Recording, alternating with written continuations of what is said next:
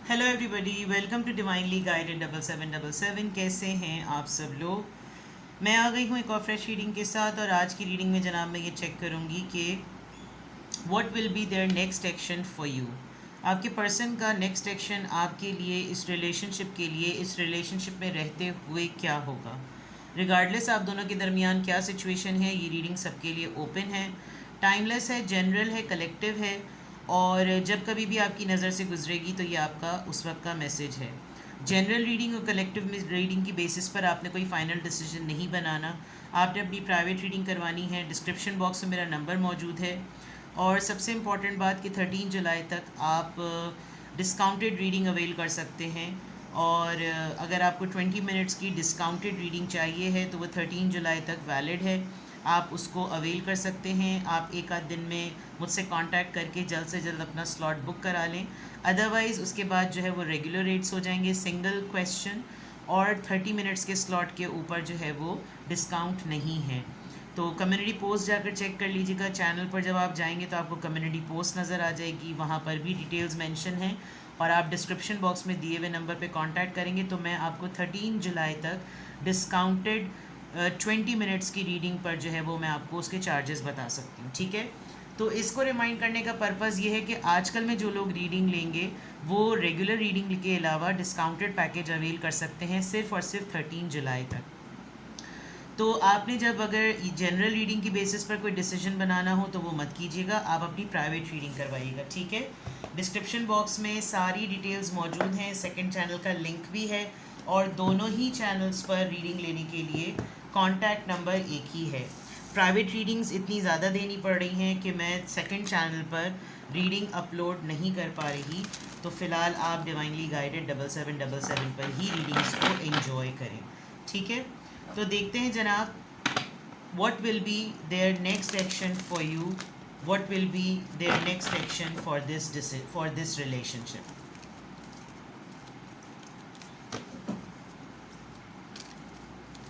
आपके पर्सन का next action आपके लिए क्या होगा। आपके पर्सन का नेक्स्ट एक्शन इस रिलेशनशिप के लिए क्या होगा। आपके पर्सन का नेक्स्ट एक्शन आपके लिए क्या होगा। आपके पर्सन का नेक्स्ट एक्शन आपके इस रिलेशनशिप के लिए क्या होगा। Death, okay, detach, dedicated effort, number 11 और नंबर 8।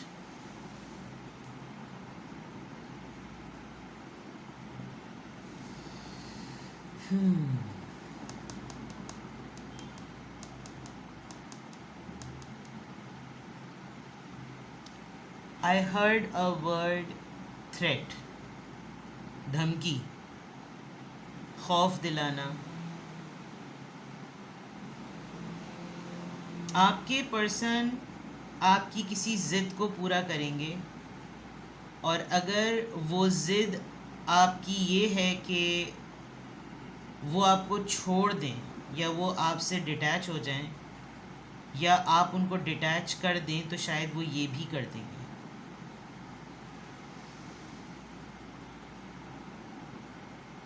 आप अपने पर्सन की कुछ पेंडिंग इश्यूज़ को लेकर बहुत ज़्यादा फ्रस्ट्रेटेड नज़र आ रहे हैं।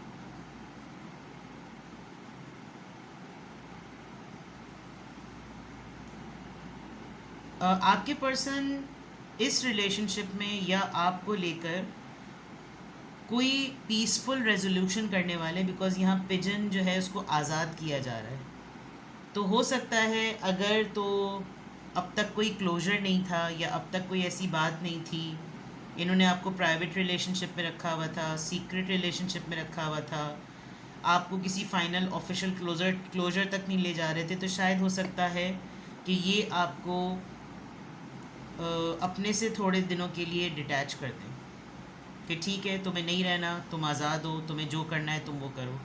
लेकिन अल्टीमेटली हो सकता है वाइब पॉइंट ऑफ व्यू से और बिहेवियर पॉइंट ऑफ व्यू से तो आप उनकी तरफ से ये सारे सिग्नल्स देख रहे हों, लेकिन ये आपको पेंडिंग में इसलिए डाल दें ताकि आप जितना टाइम और जितना स्ट्रेच मिलेगा इस सिचुएशन को, आपको इतना ज़्यादा इस बात का भी ख्याल आएगा कि आप दोनों ने मिलकर इस रिलेशनशिप में एफ़र्ट की है और ज़्यादा इन्वेस्टमेंट इन्होंने की है, यानी कि मेल पार्टनर ने। तो वो चाहते हैं कि आप किसी भी मूड में हो, किसी भी गुस्से में हो, एग्रेशन में हो, उदासी में हो, डिप्रेशन में हो, लेकिन आप ये ज़रूर देखें कि इनका कंट्रीब्यूशन है इस रिलेशनशिप में। तो ये चाहते हैं कि इनकी एफ़र्ट को काउंट किया जाए, इनकी एफ़र्ट को रिकग्नाइज़ किया जाए, इन्होंने जो इस रिश्ते में कंट्रीब्यूट किया है उसको सुधारने के लिए, उसको बरकरार रखने के लिए वो भुलाया ना जाए। अगर ख़त्म करने की बात होती तो शायद बहुत पहले ही कर देते। अगर आपके कोई सोर्सेज हैं जिनसे आपको अपने पर्सन से बात करके और उनकी दिल का हाल जानने का मौका मिलता होगा, तो शायद ऐसा लग रहा है कि जैसे वो आपको चाहते इतना है कि शायद वो आपकी चाहत को प्रायोरिटी देंगे और आपको फिर आज़ाद कर देंगे। मुझे नहीं पता ये नो कांटेक्ट वाले लोग हैं, ये लेस टू नो कांटेक्ट वाले लोग हैं, ये हस्बैंड एंड वाइफ वाले लोग हैं जिनके रिलेशनशिप, उनकी शादियां तो हुई होती हैं, लेकिन क्योंकि पता नहीं किस किस तरह के कपल्स से और किस किस तरह के लोगों से बातचीत करने का मौका मिलता है, और आई डोंट नो कि ये मैं किसकी एनर्जी पिक कर रही हूँ, लेकिन आपके पर्सन का नेक्स्ट एक्शन आपके टूवर्ड्स क्या है, बिल्कुल क्लियर। दो चीज़ें तो बिल्कुल क्लियर नज़र आ रही हैं कि वो आपको आज़ाद करना चाहते हैं, रिलीज़ करना चाहते हैं किसी पाबंदी से, किसी सख्ती से, किसी कंट्रोलिंग टेक्टिक से। एटलीस्ट वो आपको अपनी ज़िम्मेदारियों में से अलग करना चाहते हैं कि भाई अगर तुम मेरी वजह से पाबंद हो तो कम से कम मेरी तरफ से तुम्हें आज़ादी है। And at the same time वो इस गड़बड़ वाले मामले को फ़िक्स भी करना चाहते हैं। वो आपको किसी न किसी तरह ये बावर कराना चाहते हैं कि हम दोनों जो भी हैं वो एक दूसरे की वजह से हैं। कोई किसी को ये क्रेडिट को इस बात का नहीं ले सकता कि इस रिलेशनशिप की बरकरार रखने में मेरा ज़्यादा कंट्रीब्यूशन है, तुमने कुछ नहीं किया, या तुम्हारा ज़्यादा कंट्रीब्यूशन है और मैंने कुछ नहीं किया। Dedicated effort number 8। ठीक है, चलिए यहाँ तक तो नज़र आया आप दोनों के दरमियान किस तरह की सिचुएशन चल रही है। What will be their next action for you? What will be their next action in this relationship? एक लम्हे पर आपके पार्टनर को ये बहुत स्ट्रॉन्ग फीलिंग आती है कि अब आप उनके लिए कंसर्न नहीं हैं, लेकिन हम अभी ये देख रहे हैं कि उनका नेक्स्ट एक्शन आपके टूवर्ड्स क्या होगा, उनका नेक्स्ट एक्शन इस रिलेशनशिप के टूवर्ड्स क्या होगा। बाउंड्रीज, सेंसिबल बाउंड्रीज इम्पॉर्टेंट हैं, अहम हैं। क्या हुआ है आप दोनों के दरमियान, किसने किसकी हक तलफी की है, किसने किसकी बाउंड्री को क्रॉस किया है। Receptive, be ready to receive what fate has planned for you. शायद ये आपको हर दफ़ा ही कहते हैं कि होल्ड ऑन करो, थोड़ा पेशेंस से काम लो, जो भी चीज़ें रिश्ते में आ रही हैं उसके लिए रेडी रहो, जो तकदीर में होगा वो होकर रहेगा, हम दोनों ने मिलना है तो मिलकर रहेंगे, उम्मीद का दामन नहीं छोड़ो, कोई ऐसा मसला नहीं है, हम कुछ भी कर लें, अगर हमने नहीं मिलना तो हम नहीं मिलकर रहेंगे, और अगर हमने मिलना है तो तुम्हारी इन सब बातों से कोई फ़र्क नहीं पड़ता। रिलेशनशिप का देखिए, मैंने कहा था ना, वो एफ़र्ट करना चाहते हैं, ये आपको किसी न किसी तरीके से इस बात का एहसास दिलाना चाहते हैं कि रिश्ते में अप्स एंड डाउन्स आते हैं, तो इसको भी इंजॉय करना चाहिए। इससे रिलेशनशिप की स्ट्रेंथ का पता चलता है, इससे एक दूसरे के साथ लॉयल्टी का पता चलता है। हम हैं एक साथ, इसी चीज़ को जो है वो अच्छी बात समझो, इस चीज़ को एंजॉय करो, सेलिब्रेट करो कि कम से कम हम साथ तो हैं। There is a big possibility कि आपके पर्सन आपको, जैसे मैंने सीक्रेट रिलेशनशिप के लिए कहा, तो there is a big possibility कि मैं इस कार्ड को हटा ही दूँ भाई, क्योंकि वार्निंग पे वार्निंग आ जाती है और फिर मेरा चैनल पे स्ट्राइक आ जाएगी। देखिए, मुझे आपके पर्सन तो बहुत पोटेंशियल लग रहा है उनको, कि जैसे उनको तो बहुत यकीन है इस बात पर कि ये उनका ट्रू लव है, और आपके साथ उनकी मोहब्बत once in a lifetime है, तो इस चीज़ को डिनाई नहीं किया जा सकता किसी भी फॉर्म में, ठीक है। You are his or her true love.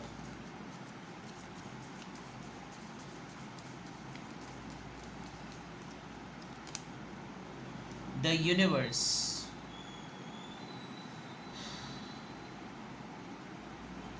आपको सिग्नल्स मिल रहे हैं। The universe is guiding you to that special person. Allow everything to take its natural course. Repel मत कीजिए। दो ऑपोजिट पर्सपेक्टिव्स यहाँ क्लियर हैं। आपके पर्सन के नेक्स्ट एक्शन में आपके टूवर्ड्स या इस रिलेशनशिप में उनको ऐसा लग रहा है कि जैसे वो आपकी जहनी कैफियत या आपकी फ्रस्ट्रेशन वाली एनर्जी सेंस कर चुके हैं और वो आपके ऊपर कोई फोर्स अप्लाई नहीं कर रहे। उन्होंने यूनिवर्स के ऊपर सरेंडर किया हुआ है कि अभी शायद इसका मिजाज और इसका टेम्परामेंट, इसका मूड नहीं मिल रहा मेरे साथ, लेकिन चीज़ें चेंज होंगी, चीज़ें बदलेंगी और जो कुछ भी होगा वो नेचुरली होगा। मेरे फोर्स करने से या मेरे प्रेशर अप्लाई करने से कुछ नहीं होता। ये खुद ब खुद अपने मिजाज को बदलेगा या बदलेगी और सब कुछ ठीक हो जाएगा। True love says also says this. ये जो कार्ड मैंने यहाँ पर रखा हुआ है ये भी यही कह रहा है, ट्रू लव। आपके पर्सन काफ़ी ज़्यादा कॉन्फिडेंट नज़र आ रहे हैं और उनको लग रहा है कि अगर आप ज़िद करेंगे ज़्यादा से ज़्यादा तो आपका अपना ही नुकसान होगा, किसी और का कोई नुकसान नहीं होगा, ठीक है। और देख लेते हैं what will be their next action for you, what will be their next action for this relationship.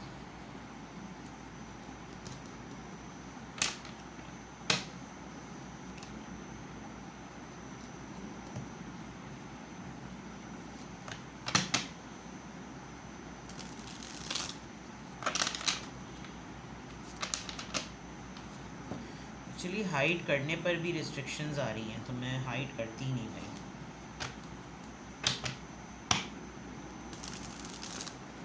What will be their next action for you?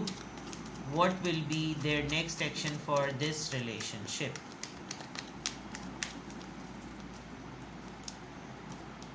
Three of Wands. Action.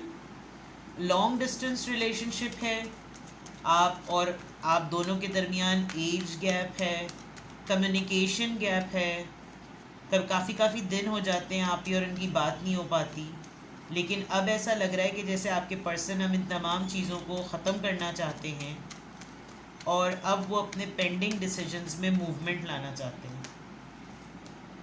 Judgement, divine decision, जो मैंने आपको पहले बात कही थी, ये एक divine call है, यूनिवर्स के ऊपर सरेंडर किया हुआ है। कोई भी ऐसी बात हुई, कोई भी ऐसा मसला हुआ तो डिवाइन डिसीजन पे तमाम चीज़ें सेट हो जाएंगी। डेथ, आप काफ़ी सख्तियाँ कर रहे हैं, आप बहुत सख्त हुए हैं अपने पर्सन के ऊपर।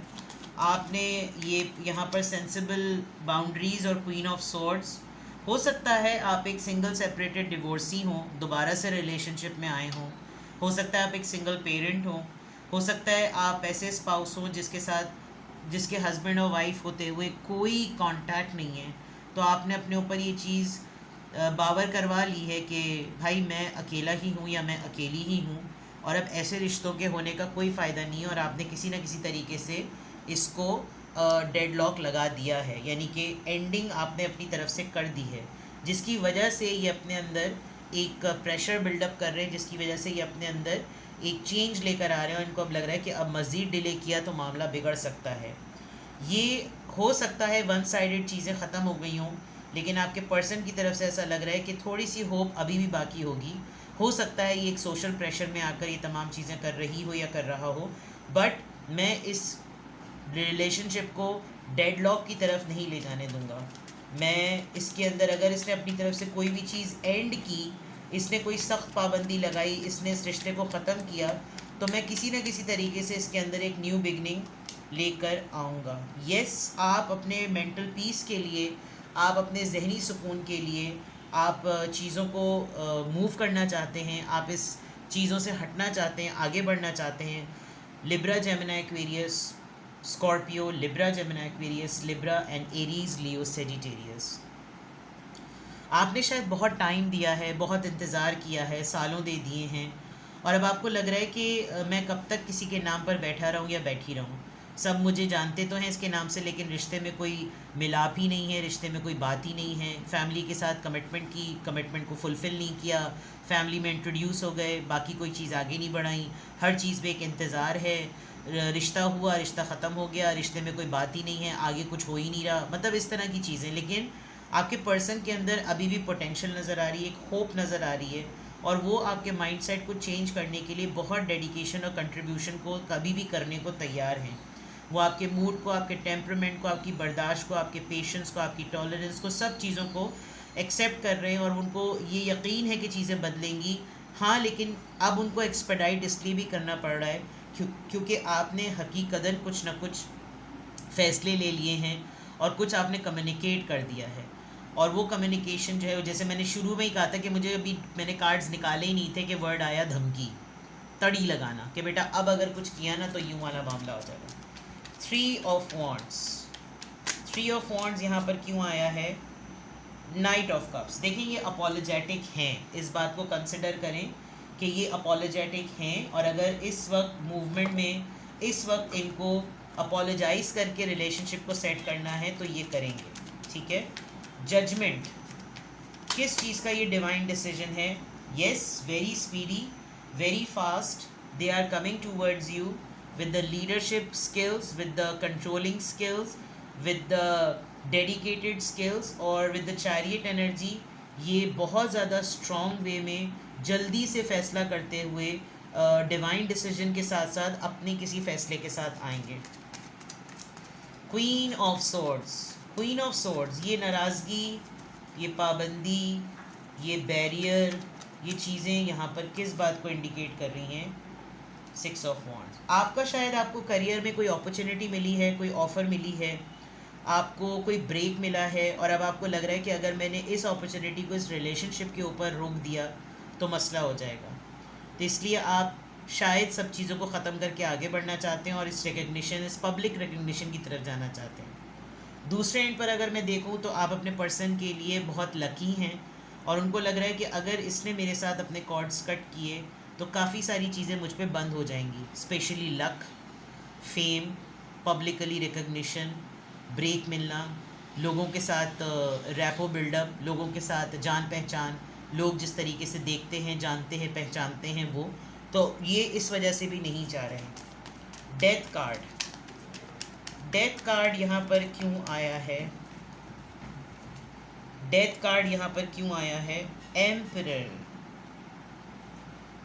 ईगो में है, आपने जो फैसला लिया है वो इनको लग रहा है कि आपने अना पर ले ली है बात, और इन ये अथॉरिटी, ये कंट्रोलिंग टेक्टिक इनको सूट करता है, आपको सूट नहीं करता। आपने ज़िद में आके, आपने एरोगेंस में आके, आपने स्टबन एटीट्यूड में, बिहेवियर में आकर आपने ये शायद डेड लॉक लगाया है, और आपने चीज़ों को ख़त्म किया है क्योंकि आपको लग रहा है कि ये बात ज़रा मेरी ईगो पे चली गई है, और आपके पर्सन जो हैं वो इस ईगो को, अपनी भी ईगो को, उनको रियलाइज़ हो रहा है कि अगर मैंने ये रिश्ता ईगो की नज़र कर दिया तो फिर ज़रा प्रॉब्लम हो जाएगी। 6 ऑफ सॉर्ड्स, 6 ऑफ सॉर्ड्स यहाँ पर क्यों आया है? 6 ऑफ सॉर्ड्स यहाँ पर क्यों आया है? शायद आप अपने पर्सन की इस कंफ्यूज्ड नेचर की वजह से ही बहुत ज़्यादा इरिटेटेड हैं। आपको लगता है कि इनके पास फ़ैसला करने की सलाहियत नहीं है, ये कभी भी फ़ैसला नहीं कर सकते, मेरे हक़ में फ़ैसला करने के लिए हमेशा इनकी आंखों पे पट्टी बन जाती है।